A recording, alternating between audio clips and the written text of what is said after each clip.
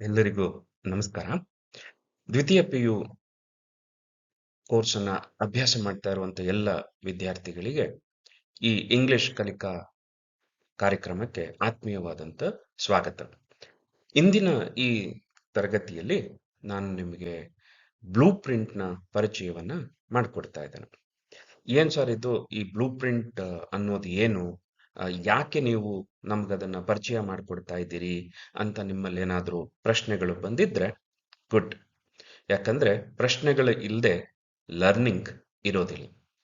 ನೀವು ಈಗಾಗಲೇ ತರಗತಿಗಳಲ್ಲಿ ನಿಮ್ಮ ಉಪನ್ಯಾಸಕರು ನಿಮಗೆ ಕೊಟ್ಟಿರುವಂತಹ ವಿವರವನ್ನ ನೆನಪು ಮಾಡಿಕೊಂಡಿದ್ರೆ ಕಳೆದ 2-3 ವಾರಗಳಿಂದ ಈ ವರ್ಷದ ದ್ವಿತೀಯ ಪಿಯು ಅಂತಿಮ ಪರೀಕ್ಷೆಯಲ್ಲಿ ನಿಗದಿತವಾದಂತ ಬ್ಲೂ ಪ್ರಿಂಟ್ ಅನ್ನ ಬಳಸ್ಕೊಳ್ಳಲಾಗ್ತಾ ಇದೆ ಮತ್ತು ಈ ಮಾಹಿತಿಯನ್ನ ಪರೀಕ್ಷೆಯನ್ನ ನಡೆಸುವಂತಹ KSEAB ಬೋರ್ಡ್ ನೀಡಿದೆ ಅನ್ನುವಂಥ ವಿಚಾರವನ್ನ ನಿಮಗೆ ಉಪನ್ಯಾಸಕರು ತರಗತಿಗಳಲ್ಲಿ ನೀಡಿರ್ತಾರೆ. ಒಂದು ವೇಳೆ ನೀವು ಅದನ್ನ ಸರಿಯಾಗಿ ಕೇಳಿಸ್ಕೊಂಡಿಲ್ಲ ಅಥವಾ ಸರಿಯಾಗಿ ಅದನ್ನ ಅರ್ಥ ಮಾಡ್ಕೊಂಡಿಲ್ಲ ಅಂತ ಹೇಳಿದ್ರೆ ಇವತ್ತಿನ ಈ ತರಗತಿಯಲ್ಲಿ ನಾನು ನಿಮಗೆ ಆ ವಿವರವನ್ನ ಸರಿಯಾಗಿ ನೀಡ್ತೇನೆ ಮತ್ತೆ ನೀವು ಸರಿಯಾಗಿ ಅದನ್ನ ಅರ್ಥ ಮಾಡಿಕೊಳ್ಬೇಕು. ಒಂದ್ ವೇಳೆ ಈಗಾಗಲೇ ನಿಮ್ಮ ಉಪನ್ಯಾಸಕರು ಹೇಳಿರೋದನ್ನ ನೀವು ಕೇಳಿಸ್ಕೊಂಡಿದ್ದೀರಿ, ಅರ್ಥ ಮಾಡ್ಕೊಂಡಿದ್ದೀರಿ ಅಂತಾದ್ರೆ ಇವತ್ತಿನ ಈ ತರಗತಿಯಲ್ಲಿ ನಾನು ಕೊಡುವಂತ ವಿವರಗಳು ನಿಮಗೆ ಮತ್ತಷ್ಟು ಸ್ಪಷ್ಟತೆಯನ್ನ, ಕ್ಲಾರಿಟಿಯನ್ನ ಕೊಡ್ತವೆ. ಈಗ ನಾವು ಬ್ಲೂ ಪ್ರಿಂಟ್ ಅಂದ್ರೆ ಏನು ಅನ್ನೋದ್ರಿಂದ ನಮ್ಮ ಇವತ್ತಿನ ಕಲಿಕೆಯನ್ನ ಆರಂಭಿಸೋಣ. ಬ್ಲೂ ಪ್ರಿಂಟ್ ಅಂತ ಹೇಳೋದು ಕನ್ನಡದಲ್ಲಿ ನೀಲಿ ನಕ್ಷೆ ಅಂತ ಹೇಳ್ತಾರೆ. ಈ ಬ್ಲೂ ಪ್ರಿಂಟ್ ಅನ್ನುವ ಪದ ಸಿವಿಲ್ ಇಂಜಿನಿಯರಿಂಗ್ ಕ್ಷೇತ್ರದಲ್ಲಿ ಹೆಚ್ಚು ಬಳಕೆ ಆಗತ್ತೆ. ಸರಳವಾಗಿ ನಿಮಗೆ ಇದನ್ನ ಬಿಡಿಸಿ ಹೇಳೋದಾದ್ರೆ, ಈಗ ಒಂದು ಮನೆಯನ್ನ ಕಟ್ಟಬೇಕು ಅಂತ ಹೇಳೋದಾದ್ರೆ ಆ ಮನೆ ಕಟ್ಟಿದ ಮೇಲೆ ಹೇಗಿರುತ್ತೆ ಮತ್ತೆ ಕಟ್ಟುವ ಹಂತದಲ್ಲಿ ಗೋಡೆಗಳ ರಚನೆ ಹೇಗಿರಬೇಕು, ಎಲ್ಲಿ ಬಾಗಿಲುಗಳು ಬರಬೇಕು, ಎಲ್ಲಿ ಕಿಟಕಿಗಳು ಬರಬೇಕು, ಇದೆಲ್ಲದರ ಜೊತೆಗೆ ಅಡಿಪಾಯ ಎಷ್ಟು ಆಳವಾಗಿರಬೇಕು, ಎಷ್ಟು ಎತ್ತರದಲ್ಲಿರಬೇಕು, ಹೀಗೆ ಎಲ್ಲ ವಿವರಗಳನ್ನ ಇಂಜಿನಿಯರ್ ಮೊದಲೇ ಒಂದು ಹಾಳೆಯ ಮೇಲೆ ನಮೂದಿಸ್ತಾರೆ. ತಾಂತ್ರಿಕವಾಗಿ ಇದನ್ನ ಬ್ಲೂ ಪ್ರಿಂಟ್ ಅಂತ ಕರೀತಾರೆ. ಅಂದ್ರೆ ಒಂದು ಯಾವುದೇ ಕಟ್ಟಡದ ಕೆಲಸವನ್ನ, ನಿರ್ಮಿಸುವ ಕೆಲಸವನ್ನ ಮಾಡಬೇಕಾದ್ರೆ ಆ ನಿರ್ಮಾಣ ಹೇಗಿರುತ್ತೆ ಅನ್ನೋದನ್ನ ಅರ್ಥ ಮಾಡ್ಕೊಳ್ಳೋ ದೃಷ್ಟಿಯಿಂದ, ಕಲ್ಪಿಸ್ಕೊಳ್ಳೋ ದೃಷ್ಟಿಯಿಂದ ಹಾಳೆಯ ಮೇಲೆ ಸೃಜಿಸುವ ಒಂದು ಆಕೃತಿಯನ್ನ, ಒಂದು ಕೆಲಸವನ್ನ ನಾವು ಬ್ಲೂ ಪ್ರಿಂಟ್ ಅಂತ ಕರೀತೇವೆ. ಇದನ್ನ ನಮ್ಮ ಶಿಕ್ಷಣ ಕ್ಷೇತ್ರದಲ್ಲೂ ಕೂಡ ಬಳಕೆಯನ್ನ ಮಾಡ್ತೇವೆ. ಮಕ್ಕಳೇ, ನೀವು ಪಾಠ ಕಲಿಬೇಕಾದ್ರೆ ಅನೇಕ ವಿಷಯಗಳನ್ನ ನೀವು ಅರ್ಥ ಮಾಡ್ಕೊಳ್ತೀರಿ. ಮತ್ತೆ ನಾವು ಶಿಕ್ಷಕರು ನಿಮಗೆ ಆ ಅಂಶಗಳನ್ನ ಕಲಿಸ್ಬೇಕಾದ್ರೆ ಸುಮ್ಮನೆ ಕಲಿಸ್ತಾ ಇರೋದಿಲ್ಲ. ಟೆಕ್ಸ್ಟ್ ಬುಕ್ ನಲ್ಲಿ ಆ ಅಂಶಗಳು ಇರುತ್ತೆ. ಟೆಕ್ಸ್ಟ್ ಬುಕ್ ನಲ್ಲಿ ಏನಕ್ಕೆ ಆ ಅಂಶಗಳು ಇರುತ್ತೆ ಅಂತ ಹೇಳಿದ್ರೆ, ನೀವು ಆ ಎಲ್ಲ ಅಂಶಗಳನ್ನ ಕಲಿಯುವುದರ ಮೂಲಕ ನೀವು ಸುಶಿಕ್ಷಿತರಾಗಿ ಮುಂದೆ ಸಮಾಜದಲ್ಲಿ ಉತ್ತಮ ಪ್ರಜೆಗಳಾಗಿ, ಉತ್ತಮ ಮನುಷ್ಯರಾಗಿ ಬದುಕಬೇಕು ಅನ್ನುವಂತಹ ಒಂದು ಉದ್ದೇಶ ಅದರ ಹಿಂದೆ ಇರುತ್ತೆ. ಹಾಗಾಗಿ ತರಗತಿಯಲ್ಲಿ ನಾವು ಶಿಕ್ಷಕರು ಬೋಧಿಸುವ ಯಾವುದೇ ಕಲಿಕೆಯ ಅಂಶ ಶಿಕ್ಷಕರಿಗೆ ಇಷ್ಟ ಆಯ್ತು ಅನ್ನುವ ಕಾರಣಕ್ಕೆ ಅಲ್ಲಿ ತರಗತಿಯಲ್ಲಿ ಪ್ರವೇಶವನ್ನು ಪಡೆದಿರೋದಿಲ್ಲ. ಅದು ಟೆಕ್ಸ್ಟ್ ಬುಕ್ ಅಲ್ಲಿ ಇದೆ. ಮತ್ತೆ ನೀವು ಅದನ್ನ ಕಲಿಬೇಕು ಅಂತ ನಿರ್ದೇಶನ ನೀಡಲಾಗಿದೆ ಅನ್ನುವ ಒಂದು ಕಾರಣಕ್ಕಾಗಿ ನಾವು ಅದನ್ನ ನಿಮಗೆ ಕಲಿಸ್ತೇವೆ. ನೀವು ಅದನ್ನ ಕಲ್ತಿದ್ದೀರೋ ಇಲ್ವೋ ಅನ್ನೋದನ್ನ ಪರೀಕ್ಷಿಸುವಂತ ಕೆಲಸವನ್ನ ಈ ಪರೀಕ್ಷೆಯ ಕಾರ್ಯಗಳು ಮಾಡುತ್ತವೆ. ನಿಮ್ಮ ತರಗತಿಯಲ್ಲಿ ಈಗಾಗಲೇ ದ್ವಿತೀಯ PUC ಓದ್ತಾ ಇರುವಂತ ವಿದ್ಯಾರ್ಥಿಗಳು ಪ್ರಥಮ PUC ಕೋರ್ಸ್ ಅನ್ನ ಮುಗಿಸಿದಿರಿ. ಈಗ ದ್ವಿತೀಯ PUC ಕೋರ್ಸ್ ಅನ್ನ ಮುಗಿಸುವ ಹಂತದಲ್ಲಿ ಇದ್ದೀರಿ. ಬರುವ ಫೆಬ್ರವರಿ 28ರಿಂದ ಪರೀಕ್ಷೆಗಳು ಪ್ರಾರಂಭ ಆಗತ್ತೆ. ಈ ಪರೀಕ್ಷೆಗಳು ಅಂದ್ರೆ ಏನು ಅಂತ ಹೇಳಿದ್ರೆ, ನಾವು ಒಂದು ತರಗತಿಯ ಹಂತದಲ್ಲಿ, ಶೈಕ್ಷಣಿಕ ವರ್ಷದಲ್ಲಿ ಏನೆಲ್ಲ ಕಲಿಕೆಯನ್ನ ಕಲಿಸಿರ್ತೇವೆ, ವಿದ್ಯಾರ್ಥಿಗಳು ಏನೆಲ್ಲ ಕಲಿಕೆಯನ್ನ ಮಾಡಿರ್ತಾರೆ, ಆ ಕಲಿಕೆಯೇ ಹೇಗಿದೆ ಅಂತ ಹೇಳಿ ಪರೀಕ್ಷೆ ಮಾಡುವಂತ ಒಂದು ಕೆಲಸ ಈ ಎಕ್ಸಾಮ್ ಇರುತ್ತೆ. ಹಾಗಾಗಿ ನಾವು ಎಕ್ಸಾಮ್ ಅನ್ನೋದನ್ನ ಒಂದು ದೊಡ್ಡ ಸಮಸ್ಯೆ ಅಂತಾನೋ ಅಥವಾ ಒಂದು ಭೂತ ಅಂತಾನೋ, ಅಯ್ಯೋ ಕಿರಿಕಿರಿಯಪ್ಪ ಅಂತಾನೋ ಯೋಚನೆ ಮಾಡಬಾರ್ದು. ಯಾಕಂದ್ರೆ ಇಡೀ ವರ್ಷ ಶಿಕ್ಷಕರು ಮತ್ತೆ ವಿದ್ಯಾರ್ಥಿಗಳು ಇಬ್ರು ಸೇರಿ ಮಾಡಿದಂತ ಒಂದು ಕೆಲಸ ಏನಿದೆಯಲ್ಲ, ಆ ಕೆಲಸ ಎಷ್ಟರ ಮಟ್ಟಿಗೆ ಆಗಿದೆ ಅಂತ ಹೇಳಿ ನೋಡುವಂತಹ ಒಂದು ಕೆಲಸವನ್ನ, ಪರೀಕ್ಷೆ ಹಂತವನ್ನ ನಾವು ಪರೀಕ್ಷೆ ಅಂತ ಹೇಳ್ತೇವೆ. ಮತ್ತೆ ನೀವು ಇನ್ನೊಂದು ವಿಷಯವನ್ನ ಗಮನಿಸ್ಕೊಳ್ಬೇಕು. ಪರೀಕ್ಷೆ ಅಂತ ಹೇಳಿದಾಗ ಅಲ್ಲಿ ಒಂದು ಕನಿಷ್ಠ ಮಟ್ಟ ಒಂದಿರುತ್ತೆ, ಗರಿಷ್ಠ ಮಟ್ಟ ಒಂದಿರುತ್ತೆ. ನೀವೀಗಾಗ್ಲೇ ನಿಮ್ಮ ಶಿಕ್ಷಕರ ಮಾತುಗಳನ್ನ ಸರಿಯಾಗಿ ಆಲಿಸಿದ್ರೆ ನಿಮಗೆ ಇನ್ನೊಂದು ವಿಷಯ ಗೊತ್ತಾಗಿದೆ. ಈ ವರ್ಷದ ಪಾಸ್ ಮಾಡುವ ಅಂಕ ಏನಿದೆಯಲ್ಲ, ನಾವೆಲ್ಲರೂ ಪಾಸ್ ಆಗುವಂತಹ ಅಂಕ ಏನಿದೆಯಲ್ಲ, ಅದನ್ನ ಮಾರ್ಪಾಟ್ ಮಾಡಲಾಗಿದೆ, ಮಾಡಿಫೈ ಮಾಡಿದ್ದಾರೆ. 35% ಅಂಕದ ಬದಲು 33% ಅಂಕವನ್ನ ಗಳಿಸ್ಕೊಂಡ್ರೆ ಸಾಕಾಗತ್ತೆ. ಇದ್ರ ಬಗ್ಗೆ ಇನ್ನೊಂದು ತರಗತಿಯಲ್ಲಿ ಹೆಚ್ಚಿನ ವಿವರವನ್ನ ಕೊಡ್ತೇನೆ. ಸೊ ಒಂದು ವಿಷಯ ನೀವೇನು ಅರ್ಥ ಮಾಡ್ಕೊಳ್ಬೇಕು ಅಂತ ಹೇಳಿದ್ರೆ, ಪರೀಕ್ಷೆ ಅನ್ನೋದು ನಮ್ಮ ಅನುಕೂಲಕ್ಕೆ ಇರುವಂತಹ ಒಂದು ವ್ಯವಸ್ಥೆ. ಬಹಳಷ್ಟು ಬಾರಿ ನೀವು ಟೀಚರ್ಸ್ನ ಬಗ್ಗೆ ಒಳ್ಳೆ ಅಭಿಪ್ರಾಯಗಳನ್ನ ಇಟ್ಕೊಂಡಿರ್ತೀರಿ, ಅವರಿಗೆ ಥ್ಯಾಂಕ್ಸ್ ಹೇಳೋ ಪ್ರಯತ್ನ ಮಾಡ್ತಾರೆ, ಹಾಗೆ ಟೀಚರ್ಸ್ ಡೇ ಬಂದ್ರೆ ಅವರಿಗೆ ಗಿಫ್ಟ್ ಕೊಡುವಂತ ಒಂದು ಕೆಲಸವನ್ನ ಮಾಡ್ತೀರಿ. ಆದರೆ ವಿದ್ಯಾರ್ಥಿಗಳೇ, ಒಂದು ಅರ್ಥ ಮಾಡ್ಕೊಳ್ಳಿ, ಯಾವುದೇ ಒಬ್ಬ ಶಿಕ್ಷಕನಿಗೆ, ಟೀಚರ್ಗೆ ನೀವು ಪರೀಕ್ಷೆಯಲ್ಲಿ ಅಂಕವನ್ನ ಉತ್ತಮ ರೀತಿಯಲ್ಲಿ ಗಳಿಸ್ಕೊಂಡು ನೀವು ಪಾಸ್ ಆದ್ರೆ ಅದಕ್ಕಿಂತ ದೊಡ್ಡ ಗಿಫ್ಟ್ ಒಬ್ಬ ಟೀಚರ್ಗೆ ಇರ್ಲಿಕ್ಕೆ ಸಾಧ್ಯವೇ ಇಲ್ಲ. ಹಾಗಾಗಿ ಈ ಪಾಸ್ ಆಗುವ ಕ್ರಿಯೆ ಇದೆಯಲ್ಲ, ಅದು ತುಂಬಾ ಮುಖ್ಯ. ನಾನು ಈ ತರಗತಿಯಲ್ಲಿ ನಿಮಗೆ ಆ ಪಾಸ್ ಆಗುವ ಕ್ರಿಯೆಯ ಭಾಗವಾಗಿ ಈ ನೀಲಿ ನಕ್ಷೆ, ಬ್ಲೂ ಪ್ರಿಂಟ್ ಏನಿದೆ ಅದನ್ನ ಪರಿಚಯ ಮಾಡಿಕೊಡ್ತಾ ಇದ್ದೇನೆ. ಸೊ ಬ್ಲೂ ಪ್ರಿಂಟ್ ಅನ್ನೋದು ನಾನು ಈಗಾಗಲೇ ಹೇಳಿದ ಹಾಗೆ ಒಂದು ಸಾಧನ, ಒಂದು ಡಾಕ್ಯುಮೆಂಟ್ ಅಂತ ಹೇಳಿ ನಾವು ಇಂಗ್ಲಿಷ್ನಲ್ಲಿ ಹೇಳ್ಬೋದು. ಸಾಧನ ಅಂತ ಹೇಳಿದ್ರೆ ಒಂದು ಟೂಲ್. ಸಾಧನ ಒಂದು ಕೆಲಸವನ್ನ ನಮಗೆ ಸರಳಗೊಳಿಸಲಿಕ್ಕೆ ಇರುವಂತಹ ಒಂದು ವಸ್ತು ಆಗಿರುತ್ತೆ. ಒಂದು ಸ್ಕ್ರೂ ಡ್ರೈವರ್ ಇರ್ಬೋದು, ಕಟಿಂಗ್ ಪ್ಲೇಯರ್ ಇರ್ಬೋದು, ಒಂದು ಹ್ಯಾಮರ್, ಸುತ್ತಿಗೆ ಇರ್ಬೋದು, ಅಥವಾ ನಾವು ಬಳಸುವಂತ ಸೈಕಲ್, ವಾಹನ, ಇವೆಲ್ಲವನ್ನು ಕೂಡ ನಾವೇನಂತ ಹೇಳ್ತೇವೆ, ಸಾಧನಗಳು, ಟೂಲ್ಸ್ ಅಂತ ಹೇಳ್ತೇವೆ. ಮೊಬೈಲ್ ಫೋನ್ ಕೂಡ ಒಂದು ಟೂಲ್, ಒಂದು ಸಾಧನ. ಈ ಬ್ಲೂ ಪ್ರಿಂಟ್ ಏನಿದೆ, ಈ ಬ್ಲೂ ಪ್ರಿಂಟ್ ಒಂದು ಪ್ರಶ್ನೆ ಪತ್ರಿಕೆಯನ್ನ ತಯಾರಿ ಮಾಡಬೇಕಾದ್ರೆ ನಾವು ಬಳಕೆ ಮಾಡಿಕೊಳ್ಳುವಂತಹ ಒಂದು ಸಾಧನ ಆಗಿರುತ್ತೆ. ಇದರಲ್ಲಿ ಏನನ್ನ ನಾವು ಗಮನಿಸ್ಕೊಳ್ತೀವಪ್ಪ ಅಂತ ಹೇಳಿದ್ರೆ, ಈಗ ದ್ವಿತೀಯ PU ಹಂತದ ವಿದ್ಯಾರ್ಥಿಗಳಿಗೆ ಕೋರ್ಸ್ ಬುಕ್ ಮತ್ತೆ ವರ್ಕ್ ಬುಕ್ ಅಂತ ಹೇಳಿ ಎರಡು ಪಠ್ಯ ಪುಸ್ತಕಗಳು ಇದಾವೆ. ಕೋರ್ಸ್ ಬುಕ್ ಸ್ಪ್ರಿಂಗ್ಸ್ ಅಂತ ಹೇಳಿ, ಅದರಲ್ಲಿ ಒಟ್ಟು 14 ಪಾಠಗಳಿದಾವೆ. ಅದನ್ನ ಇಂಗ್ಲಿಷ್ನಲ್ಲಿ ಯೂನಿಟ್, ಘಟಕಗಳು ಅಂತ ಹೇಳ್ತೇವೆ. ಪ್ರತಿಯೊಂದು ಪಾಠಕ್ಕೂ ಇಷ್ಟು ಅಂಕಗಳು ಇರಬೇಕು ಅಂತ ಹೇಳಿ ನಿಗದಿಯಾಗಿರುತ್ತೆ.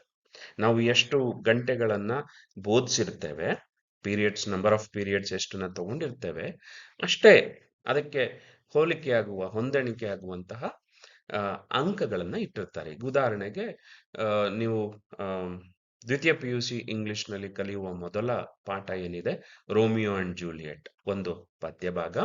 ಆ ಪದ್ಯ ಭಾಗಕ್ಕೆ 3 ಅಂಕಗಳು ನಿಗದಿಯಾಗಿರುತ್ತೆ. ಈಗಾಗಲೇ ನೀವು ಮಿಡ್ ಟರ್ಮ್ ಎಕ್ಸಾಮ್ ಅನ್ನ ಬರೆದಿದ್ದೀರಿ, ಹಾಗೆ ಫಸ್ಟ್ ಟೆಸ್ಟ್ ಅನ್ನ ಮುಗಿಸ್ಕೊಂಡಿದ್ದೀರಿ. ಕೆಲವು ವಿದ್ಯಾರ್ಥಿಗಳು ಯೂನಿಟ್ ಟೆಸ್ಟ್ಗಳನ್ನು ಕೂಡ ಈಗಾಗಲೇ ಪೂರೈಸಿರ್ತೀರಿ. ಸೊ 3 ಅಂಕದ, ಒಟ್ಟು 3 ಅಂಕಗಳು ಇದೆ ಅಂತ ಹೇಳಿದ್ರೆ, ಅದು 1 ಅಂಕದ ಪ್ರಶ್ನೆ ಆಗಿರ್ಬೋದು, 2 ಅಂಕದ ಪ್ರಶ್ನೆ ಆಗಿರ್ಬೋದು, ಅಥವಾ 3 ಅಂಕದ ಪ್ರಶ್ನೆ ಆಗಿರ್ಲಿಕ್ಕೂ ಸಾಧ್ಯ ಇದೆ. ಹಾಗೆ ಮಿಡ್ ಟರ್ಮ್ ನಲ್ಲಿ ರೋಮಿಯೋ ಜೂಲಿಯೆಟ್ ಪದ್ಯಕ್ಕೆ ಸಂಬಂಧಪಟ್ಟಂತ ಪ್ರಶ್ನೆ 4 ಅಂಕದ ಗುಂಪಿನಲ್ಲೂ ಬಂದಿರ್ಲಿಕ್ಕೂ ಸಾಧ್ಯ ಇದೆ. ಈಗ ನಾನು ನಿಮಗೆ ಪರಿಚಯ ಮಾಡಿಸ್ತಾ ಇರುವಂತ 2025-26ನೇ ಸಾಲಿನ, ಅಂದ್ರೆ ಈಗೆಲ್ಲರೂ ದ್ವಿತೀಯ PUC ಓದ್ತಾ ಇರುವಂತ ವಿದ್ಯಾರ್ಥಿಗಳು ಫೆಬ್ರವರಿ ಮಾಸದಲ್ಲಿ, ಫೆಬ್ರವರಿ ಕೊನೆಯ ವಾರದಲ್ಲಿ ಪ್ರಾರಂಭ ಆಗುವಂತಹ ಏನು ಅಂತಿಮ ಪರೀಕ್ಷೆ, ಎಕ್ಸಾಮ್ 1 ಅಂತ ಏನ್ ಕರೀತೇವೆ, ಅದರ ಪ್ರಶ್ನೆ ಪತ್ರಿಕೆಯ ವಿನ್ಯಾಸ ಹೇಗಿರಬೇಕು ಅನ್ನೋದನ್ನ ಬೋರ್ಡ್ ಈಗಾಗಲೇ ನಿಗದಿಪಡಿಸಿದೆ ಮತ್ತೆ ಅದನ್ನ ಎಲ್ರಿಗೂ ಅನೌನ್ಸ್ ಮಾಡಿದೆ. ನಾವೀಗ ಅದರಂತೆ ನಮ್ಮ ತಯಾರಿಯನ್ನ ಮಾಡಿಕೊಳ್ಬೇಕು. ಹಾಗಾಗಿ ಬ್ಲೂ ಪ್ರಿಂಟ್ ಅನ್ನೋದು ಒಂದು ಟೂಲ್ ಆಗಿ ಪ್ರಶ್ನೆ ಪತ್ರಿಕೆಯ ವಿನ್ಯಾಸ ಹೇಗಿರಬೇಕು ಅನ್ನೋದನ್ನ ನಿಗದಿಪಡಿಸುತ್ತೆ. ಹಿಂದೆ ಏನಿತ್ತು ಅಂತ ಹೇಳಿದ್ರೆ 3 ಅಂಕದ ಪ್ರಶ್ನೆಗಳನ್ನ ರೋಮಿಯೋ ಜೂಲಿಯಟ್ ಪಾಠಕ್ಕೆ ಕೊಡಬೇಕು ಅಂತಷ್ಟೇ ಸೂಚನೆ ಇರ್ತಿತ್ತು.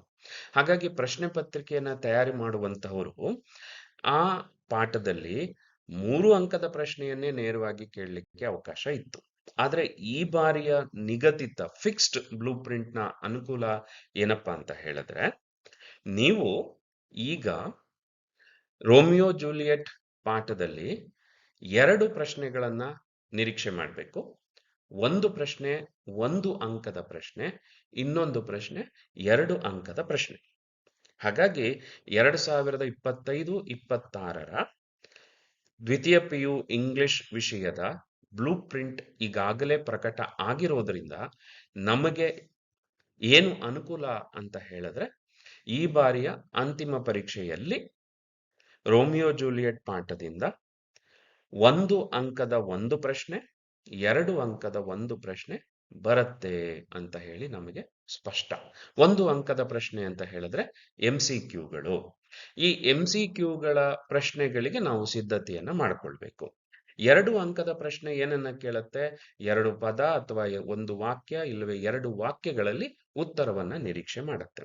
ಹಾಗಾಗಿ 2025-26ರ ಪರೀಕ್ಷೆಯ ಬ್ಲೂ ಪ್ರಿಂಟ್ ಈಗಾಗಲೇ ಪ್ರಕಟ ಮಾಡಿರೋದ್ರಿಂದ ಪ್ರಶ್ನೆ ಪತ್ರಿಕೆಯಲ್ಲಿ ಯಾವ ಸ್ವರೂಪದ ಪ್ರಶ್ನೆಗಳು ಇರುತ್ತವೆ ಅಂತ ಹೇಳಿ ನಮ್ಗೀಗಾಗಲೇ ಗೊತ್ತಾಗೋದ್ರಿಂದ ನಾವು ತಯಾರಿಯನ್ನ ಚೆನ್ನಾಗಿ ಮಾಡ್ಕೊಳ್ಬಹುದು. ನೋಡಿ, 2ನೇ ಪಾಠ 2 ಡಿಯರ್. ಈ 2 ಡಿಯರ್ ಪಾಠದಿಂದ 1 ಅಂಕದ 1 ಪ್ರಶ್ನೆ, 4 ಅಂಕದ 1 ಪ್ರಶ್ನೆ ಬರುತ್ತೆ.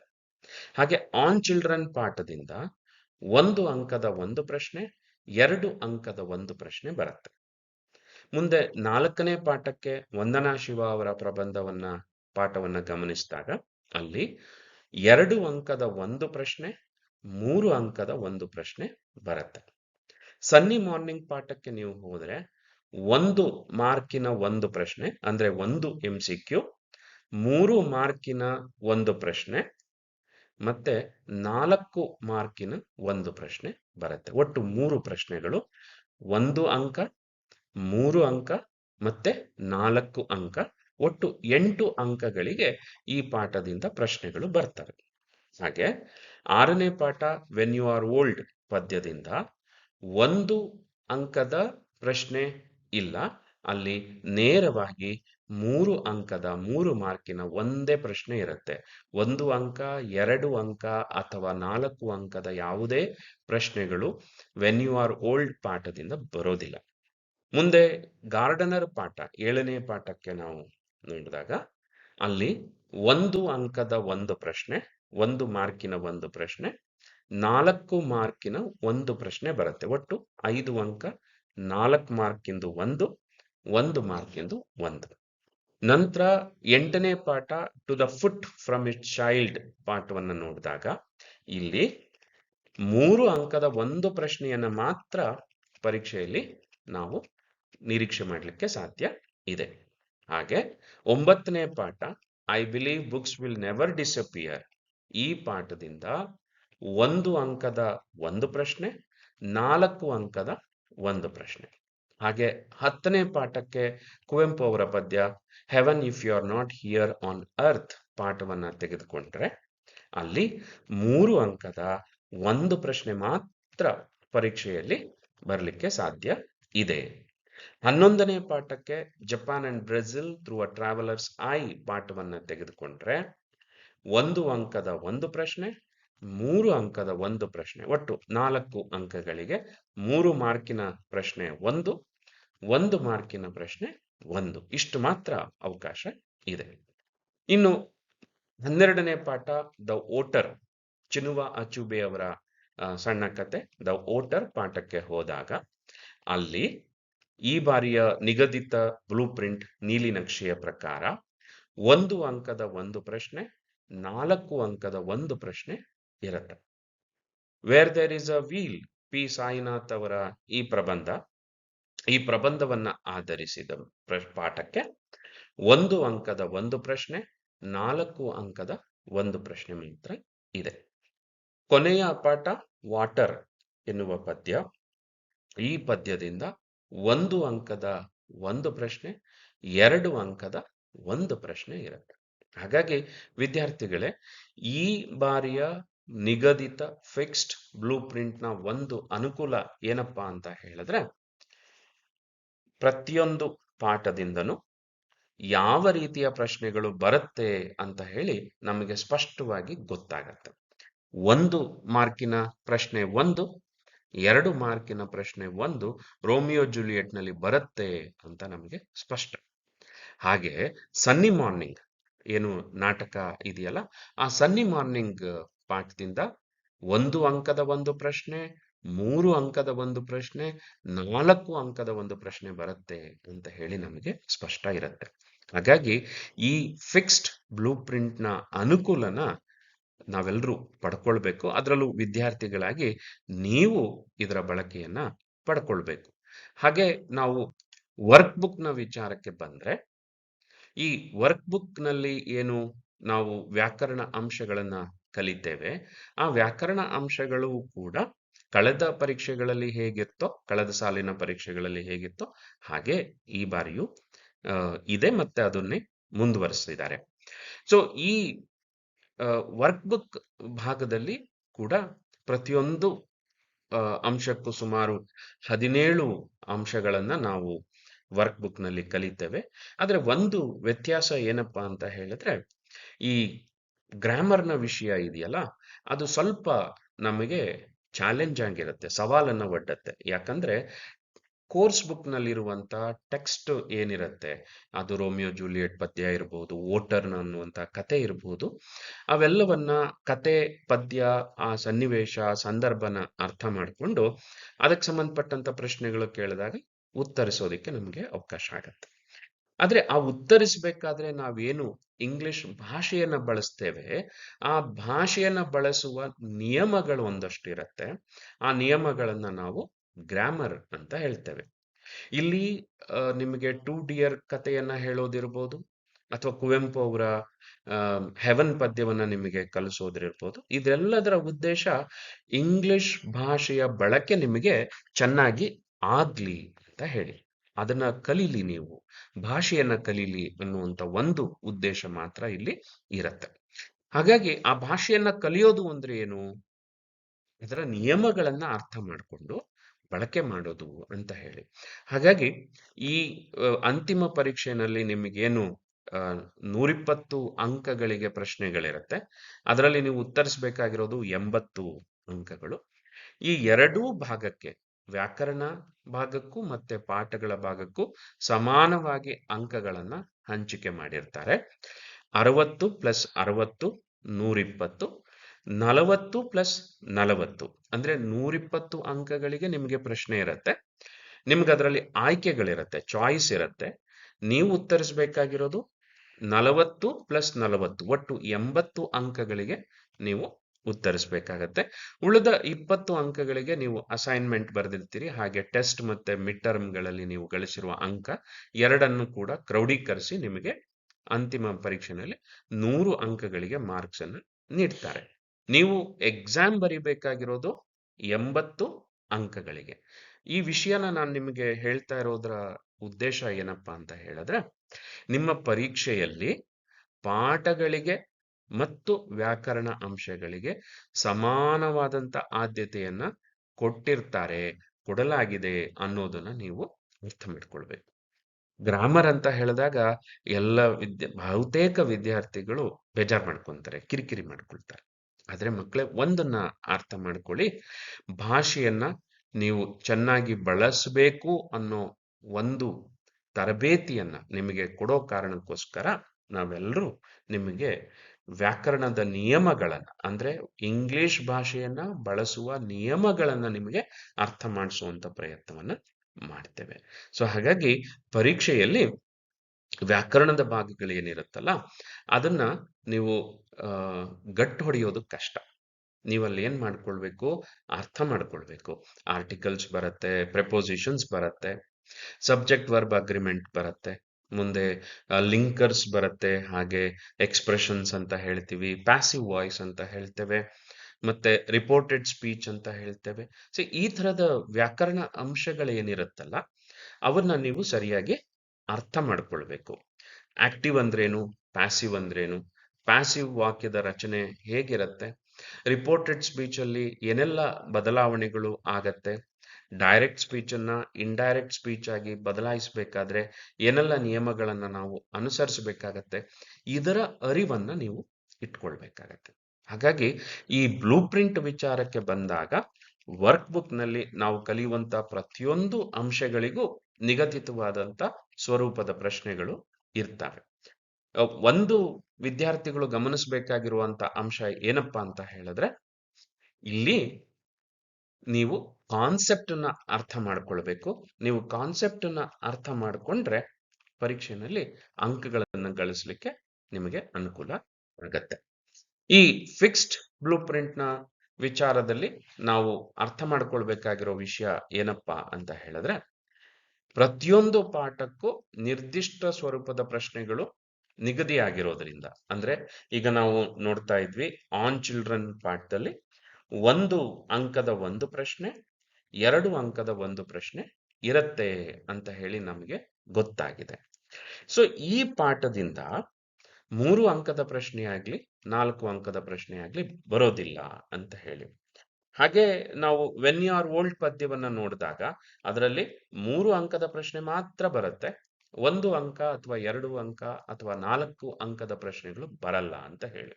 ಹಾಗಾಗಿ ನಮಗೆ ಯಾವ ರೀತಿಯ ಸಿದ್ಧತೆಯನ್ನ ಮಾಡ್ಕೊಳ್ಬೇಕು ಅನ್ನೋದರ ಒಂದು ಅರಿವು ಆಗತ್ತೆ. ಹಾಗಾಗಿ ನೀವು ಚೆನ್ನಾಗಿ ಪ್ರಿಪೇರ್ ಆಗ್ಲಿ ಅನ್ನೋ ಕಾರಣಕ್ಕೆ ಇಲಾಖೆಯವರು ಈ ಫಿಕ್ಸ್ಡ್ ಬ್ಲೂ ಪ್ರಿಂಟ್ ಅನ್ನ ಮೊದಲೇ ನವೆಂಬರ್ ತಿಂಗಳಲ್ಲೇ ಪ್ರಕಟಿಸಿದ್ದಾರೆ. ಹಾಗಾಗಿ ನಿಮಗೆ ಇನ್ನು 3 ತಿಂಗಳ ಅವಧಿ ಸಿದ್ಧತೆ ಮಾಡಿಕೊಳ್ಳಿಕ್ಕೆ ಇರತ್ತೆ. ನೀವು ಅದರ ಪ್ರಯೋಜನವನ್ನ ಪಡ್ಕೊಳ್ಬೇಕು. ಆದ್ರೆ ಇಲ್ಲಿ ಪ್ರಶ್ನೆಗಳ ಸ್ವಭಾವ ಇರುತ್ತಲ್ಲ, ಅದು ಈಸಿ ಇರುತ್ತೋ, ಡಿಫಿಕಲ್ಟ್ ಇರುತ್ತೋ, ಅಥವಾ ಸ್ವಲ್ಪ ಡಿಫಿಕಲ್ಟಿ ಆವರೇಜ್ ಅನ್ನ ಹೊಂದಿರುತ್ತೋ ಅನ್ನೋದು ಪ್ರಶ್ನೆ ಪತ್ರಿಕೆ ತಯಾರು ಮಾಡೋರೆ ಅದನ್ನು ಆರಿಸ್ಕೊಳ್ತಾರೆ. ಆದ್ರೆ ಒಂದು ಅನುಕೂಲ ಏನಪ್ಪಾ ಅಂತ ಹೇಳಿದ್ರೆ, ನಮ್ಮ ಪ್ರಶ್ನೆ ಪತ್ರಿಕೆಗಳಲ್ಲಿ 40% ಪ್ರಶ್ನೆಗಳು ಈಸಿ ಆಗಿರ್ತವೆ, ಹಾಗೆ 40% ಪ್ರಶ್ನೆಗಳು ಆವರೇಜ್ ಕಷ್ಟವನ್ನ ಹೊಂದಿರ್ತವೆ. 20 ಪ್ರಶ್ನೆಗಳು 20% ಪ್ರಶ್ನೆಗಳು ಮಾತ್ರ ಡಿಫಿಕಲ್ಟ್ ಆಗಿರ್ತವೆ. ಹಾಗಾಗಿ ನಮಗೆ ಪರೀಕ್ಷೆಯನ್ನ ಪಾಸ್ ಮಾಡುವ ದೃಷ್ಟಿಯಿಂದ ತುಂಬಾ ಕಷ್ಟ ಆಗ್ಲಿಕ್ಕೆ ಸಾಧ್ಯ ಇಲ್ಲ. ನಮಗ್ ಬೇಕಾಗಿರೋದು 24 ಅಂಕಗಳು. ಆದ್ರೆ ನೀವು ಧಾರಾಳವಾಗಿ 30 ಅಂಕಗಳಷ್ಟು ಪ್ರಶ್ನೆಗಳು ಸರಳವಾಗಿರ್ತವೆ. ಸೊ ನೀವು ಸ್ವಲ್ಪ ತಯಾರಿಯನ್ನ ಮಾಡಿಕೊಂಡ್ರೆ, ಸಿದ್ಧತೆಯನ್ನ ಮಾಡಿಕೊಂಡ್ರೆ ಖಂಡಿತ ಪರೀಕ್ಷೆಯಲ್ಲಿ ನೀವು ಪಾಸ್ ಆಗ್ಲಿಕ್ಕೆ ಅವಕಾಶ ಇರುತ್ತೆ.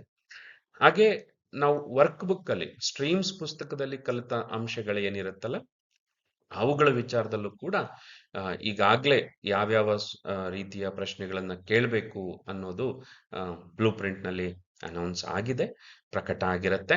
ನೀವು ಅದನ್ನ ಸರಿಯಾಗಿ ಅಧ್ಯಯನ ಮಾಡಬೇಕು. ಇಂಗ್ಲಿಷ್ ವಿದ್ಯಾರ್ಥಿಗಳು ದ್ವಿತೀಯ PUC ಹಂತದಲ್ಲಿ ಇಂಗ್ಲಿಷ್ ವಿಷಯದ ಪರೀಕ್ಷೆಯನ್ನ ತಗೊಳ್ಳುವಂತಹ ವಿದ್ಯಾರ್ಥಿಗಳಲ್ಲಿ ಒಂದು ಸಮಸ್ಯೆ ಏನಪ್ಪಾ ಅಂತ ಹೇಳಿದ್ರೆ, ವ್ಯಾಕರಣದ ಗ್ರಾಮರ್ ಅಂಶಗಳ ವಿಚಾರಕ್ಕೆ ಬಂದಾಗ ಸ್ವಲ್ಪ ತಯಾರಿ ಕಡಿಮೆ ಆಗತ್ತೆ. ಹಾಗಾಗಿ ಪರೀಕ್ಷೆಯ ಹಂತದಲ್ಲಿ ಗೊಂದಲ ಜಾಸ್ತಿ ಆಗತ್ತೆ.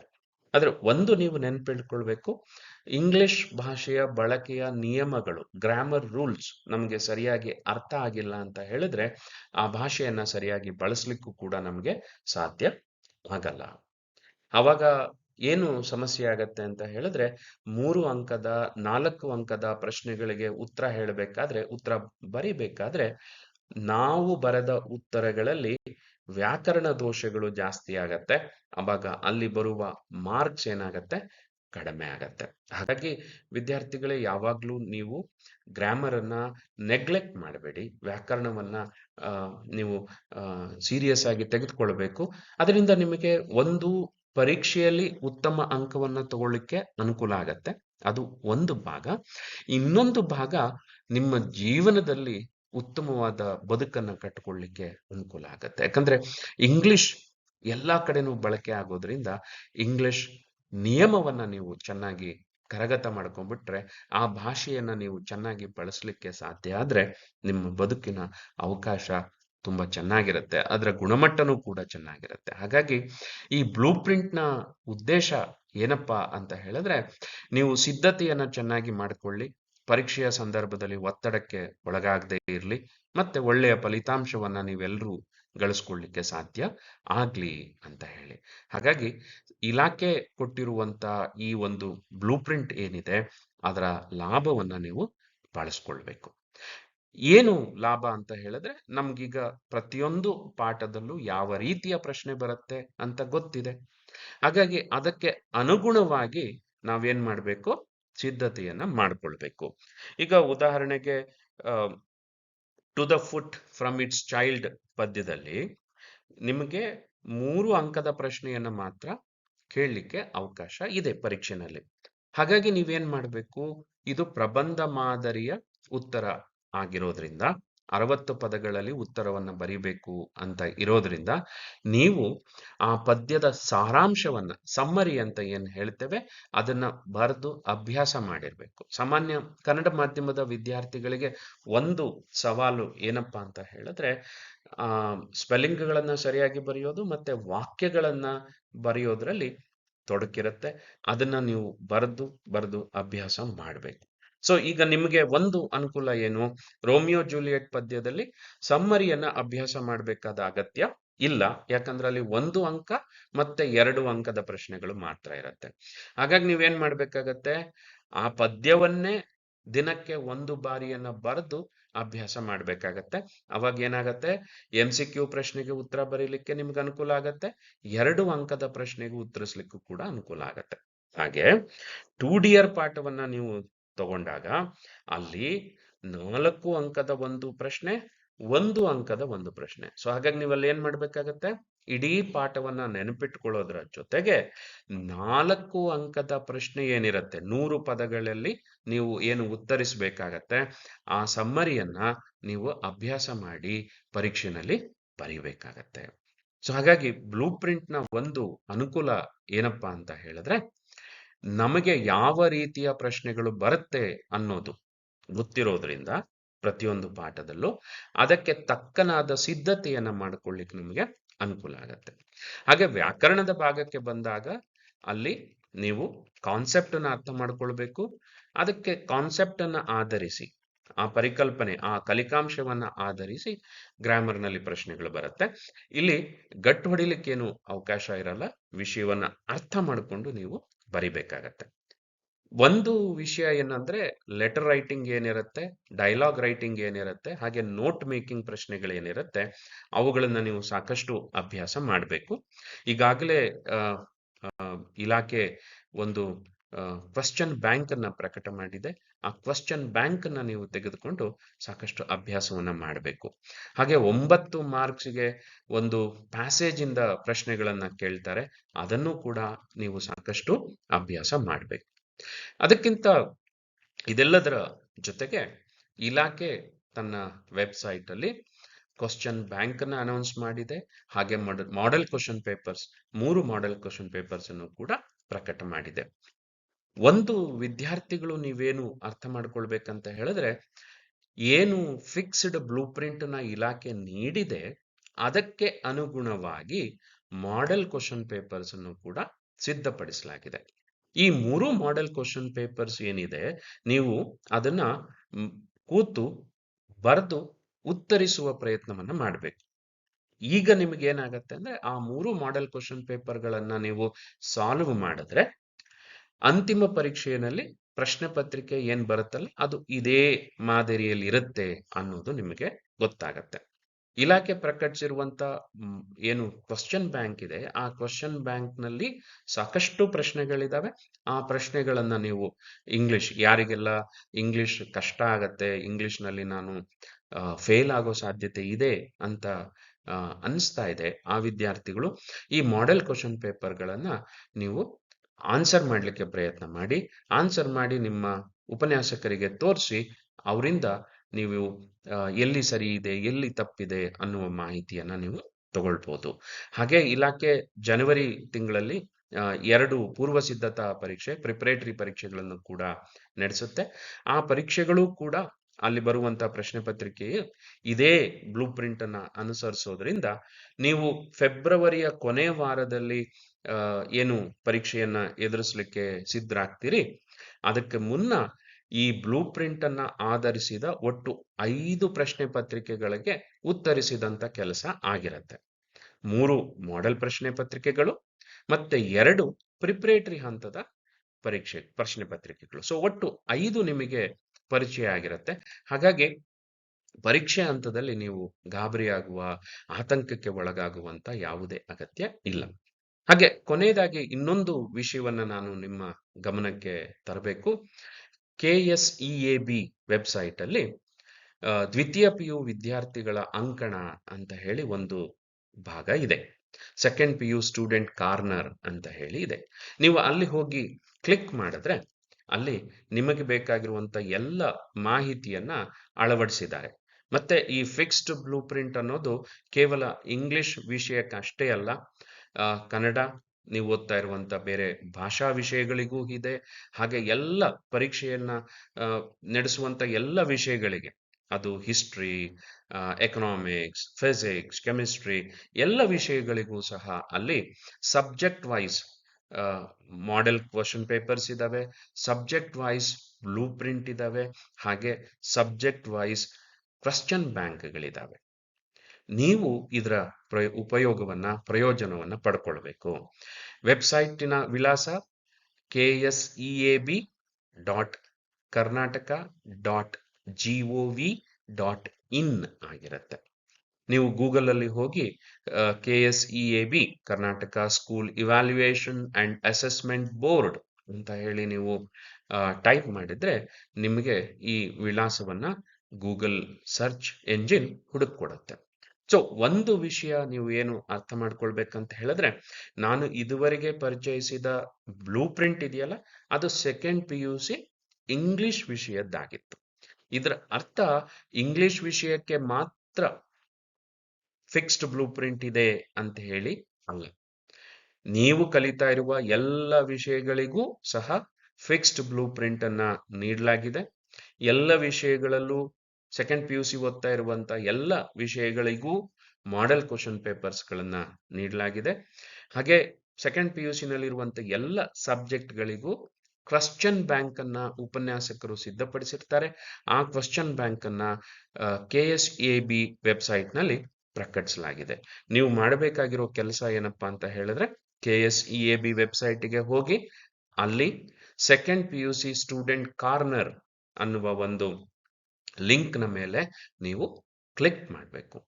ಸೊ ಒಂದು ವಿಷಯ ನಿಮ್ಮ ಎಲ್ರಿಗೂ ಅರ್ಥ ಆಗ್ಬೇಕಾಗಿರೋದೇನಂದ್ರೆ, ಇಲಾಖೆ ನಿಮಗೆ ಯಾವುದೇ ಒತ್ತಡವಿಲ್ಲದೆ ಪರೀಕ್ಷೆಯ ಸಿದ್ಧತೆಯನ್ನ ಮಾಡಿಕೊಳ್ಳಿಕ್ಕೆ ಸಹಾಯ ಮಾಡ್ತಾ ಇದೆ, ಸಹಕಾರ ಮಾಡ್ತಾ ಇದೆ ಅಂತ ಹೇಳಿ. ಹಾಗಾಗಿ ಇದುವರೆಗೆ ನಾನು ಹೇಳಿದ ವಿಷಯಗಳನ್ನ ನೀವು ವಿದ್ಯಾರ್ಥಿಗಳು, ದ್ವಿತೀಯ PUC ಪರೀಕ್ಷೆಗೆ ಸಿದ್ಧರಾಗ್ತಾ ಇರುವಂತ ವಿದ್ಯಾರ್ಥಿಗಳು ಅರ್ಥ ಮಾಡ್ಕೊಂಡಿದ್ದೀರಿ ಅಂತ ಹೇಳಿ ತಿಳ್ಕೊಳ್ತಾನೆ. ನೀವು ಎಲ್ಲರೂ ನೆನ್ಪಿಟ್ಕೊಳ್ಬೇಕು, ಫಿಕ್ಸ್ಡ್ ಬ್ಲೂ ಪ್ರಿಂಟ್ ಅನ್ನುವುದನ್ನ ಸರಿಯಾಗಿ ನಾನು ಬಳಕೆ ಮಾಡಿಕೊಂಡು ಒಳ್ಳೆಯ ರೀತಿಯಲ್ಲಿ ನನ್ನ ತಯಾರಿಯನ್ನ ಮಾಡ್ಕೊಳ್ತೇನೆ. ಪ್ರಕಟವಾಗಿರುವಂತ ಏನು 3 ಮಾಡೆಲ್ ಕ್ವಶನ್ ಪೇಪರ್ಸ್ ಇದೆ ಅವುಗಳನ್ನ ನಾನು ಸಾಲ್ವ್ ಮಾಡ್ತೇನೆ. ಹಾಗೆ ಪ್ರಕಟ ಆಗಿರುವಂತ ಕ್ವಶನ್ ಬ್ಯಾಂಕ್ ನ ಉಪಯೋಗವನ್ನ ನಾನು ಪಡ್ಕೊಳ್ತೇನೆ ಅಂತ. ಮತ್ತೆ ಕೊನೆಯದಾಗಿ KSEAB ವೆಬ್ಸೈಟ್ ನಲ್ಲಿ ಸೆಕೆಂಡ್ PUC ಎಲ್ಲ ಸಬ್ಜೆಕ್ಟ್ಗಳಿಗೂ fixed blueprint, model question papers ಮತ್ತು ಕ್ವಶನ್ ಬ್ಯಾಂಕ್ ಅನ್ನ ಪ್ರಕಟಿಸಿದೆ. ಅದನ್ನ ನೀವು ಪಡ್ಕೊಳ್ಳಿಕ್ಕೆ ನೀವೆಲ್ಲರೂ KSEAB ವೆಬ್ಸೈಟ್ಗೆ ಭೇಟಿ ಕೊಟ್ಟು ಅಲ್ಲಿ second PUC student corner link ನ ಮೇಲೆ ಕ್ಲಿಕ್ ಮಾಡಿ ವಿಷಯವಾರು ಇರುವ blue print, model question papers ಮತ್ತು ಕ್ವೆಶ್ಚನ್ ಬ್ಯಾಂಕ್ ಇವುಗಳನ್ನ ಡೌನ್ಲೋಡ್ ಮಾಡಿಕೊಂಡು ಅವುಗಳ ಬಳಕೆ ಮಾಡಿಕೊಂಡು ಉತ್ತಮ ರೀತಿಯಲ್ಲಿ ನೀವು ಸಿದ್ಧತೆಯನ್ನ ಮಾಡ್ಕೊಳ್ತೀರಿ ಅನ್ನುವ ನಿರೀಕ್ಷೆಯನ್ನು ನಾನು ಇಟ್ಕೊಂಡಿದ್ದೇನೆ. ಮತ್ತೆ ಮತ್ತೊಂದು ತರಗತಿಯಲ್ಲಿ ನಾವು ಮತ್ತೆ ಭೇಟಿಯಾಗೋಣ. ಅಲ್ಲಿಯವರೆಗೆ ಬಾಯ್, ಗುಡ್ ಬಾಯ್.